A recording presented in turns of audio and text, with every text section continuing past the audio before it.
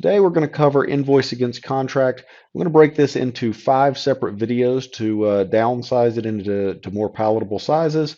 The first will be an overview. The second will be the options and flexibility of invoice against contract. The third will be the auto invoice and evaluated receipt settlement. Then we'll roll into receiving options, and then the last video will be a demo of the setup and configuration. So you can also set up a approval rule if you needed to have multiple approvers per contract. And so this is where you negotiate a single agreement, say landscaping services for an entire region or for the entire company. And so you can actually build out the individual line items. And so line 1 would be for region A, line 2 would be for region B. And then that would effectively, when you build those line items out, and effectively, you set the GL accounting for each of those properties. So when they invoice for region A and region B, the coding gets properly allocated. So this can be a labor efficiency from a setup standpoint because you don't need to generate individual SOWs for each property. You can generate one master agreement and then execute all the properties on a single master. This is also cleaner than doing receiving because if you have all of the properties doing receiving and working on a single receipt, because all the line items will be generated into a single receipt, that can get very messy with a lot of individuals trying to do receiving. And so you can set this up in that second process above where we talked about the using the invoice approval in lieu of the receipt as a work validation. And so this is really ideal. In your invoice reconciliation workflow, you will use a lookup table. An example of that is provided below where you'll have a contract ID and then the line items, and then you'll have the individual user's name associated with each line item. So when an invoice comes in for contract 123, line 1, it'll send it to myself. Line 2, it'll send it to Mark Harris. Line 3 will go to Mark Darwish. Next, let's speak about financial limits within the invoice against contract buy channel. So there are release limits that we've mentioned earlier, as well as max limits. Ultimately, within the header level, a maximum limit can be defined. So that's if I sign $1 million contract, I don't want to pay $2 million. I want to set it to $1 million. This can include or exclude taxes and charges, shipping, special handling, etc. There's a radio button that allows for this.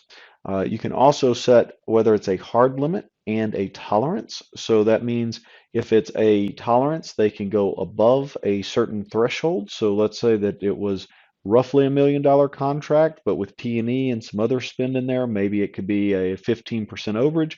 You can set that tolerance, and then you can set a hard limit that will turn off the ability to invoice after that amount is exceeded. Sometimes companies have a hard time with the hard limit exceeding because of the fact that they're actually executing amendments to raise the value of that. And so some companies prefer not to set the hard limits because they're really in process of doing amendments to raise the maximum amounts and don't want to impede business.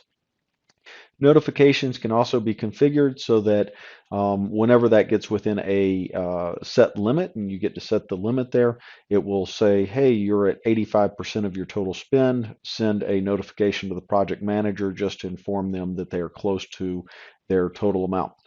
The preload amount, which is a cool field, allows you to preload the contract with legacy spend for legacy agreements. So let's say that we're maybe a net new customer, or we're still going under contract conversion process, getting all those old contracts in the system. And so I have a $1 million contract, but I've already paid 500,000. Well, I really don't want to change the maximum amounts to be 500,000 because it was $1 million contract. And so the preload amount is exactly what it sounds like. I can load it at $1 million and then preload $500,000 that I've already spent against it so that the system knows there's only $500,000 left. Then you also have your item level limits. So once you get past the header limits, on the actual items, you can set limits by dollars or quantities. And so if I have professional services or some type of services contract, I could set it and say, I only want 1,080 hours, and that's going to be a hard limit. They can't invoice me for more than 1,080 hours on this line limit. And so sometimes you'll do line limits, sometimes you'll do the aggregate limits. If you have rate cards and you don't necessarily know the resources, that's when you can use that header level maximum, versus if you have very defined resources, the number of hours they'll work, and they may not necessarily change between, say, a functional lead and a technical lead or something like that. Sometimes companies don't know the exact mix, and so it's better to use that header. Sometimes you know the exact mix of hours, and so it's better to use that item level limit. I like using item level limits where it's possible, just because it's a little bit more defined versus that header level maximum. And then finally, release limits. So again, we talked about releases. This is where you will cut requisitions against your contract. This is a lot of times minimum order quantities or dollar amounts for free delivery and things like that. You can set your release limits online or a catalog level. If you have a catalog or supplier level, you can do it on the supplier catalog level as well. Thank you for the time today.